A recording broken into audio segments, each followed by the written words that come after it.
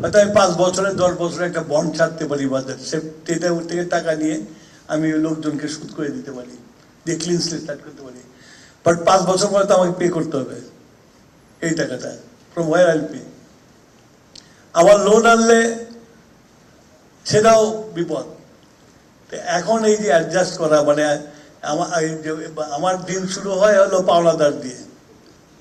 সকালবেলা মানে অ্যাপয়েন্টমেন্টস থাকে, সব পাওনাদাররা আমার এত টাকা বাকি, আমাকে কিছু দেন, আমাকে কিছু দেন।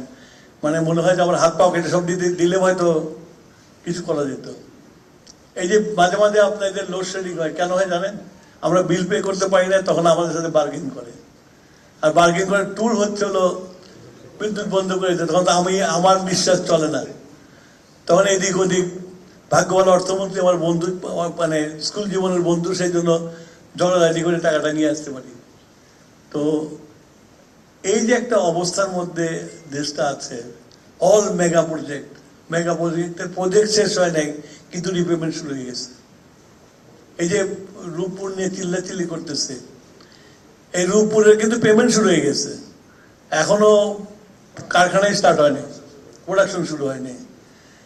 তো এগুলো যদি আপনারা যদি দেখেন যে মেগা প্রজেক্ট করে মেগা নাম করেছে, কিন্তু এগুলোর পিছনে যে কি ব্লিডিংটা আছে এটা চিন্তা করলে আমরা, আপনারা তো জানেন, আপনাদের ব্যুরোক্রেসির লোকজন যারা মিনিস্ট্রির কাজ করেন তারা আপনারা সবাই জানেন তো কি অবস্থার মধ্যে আমরা আছি। এই যে এবারের budget, it's the most difficult budget. মানে আমার মানে বন্ধুর আমি মানে বলবো যে সে যদি বাজেট ঠিক মতো করতে পারে তাকে ধন্যবাদ দেব, তাহলে তার স্কিল দিয়ে করতে হবে এটাকে। তো এইসব মিলিয়ে প্রজেক্ট আছে, টাকা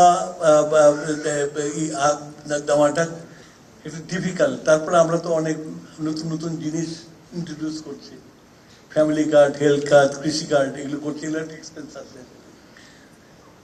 তো যেটুকু আছে এটা শুরু করি আগে, শুরু করে তো আপনাদের তো কি বলি সরকারি একটা নিয়ম আছে রিভাইজ করা, বর্ধিত করা।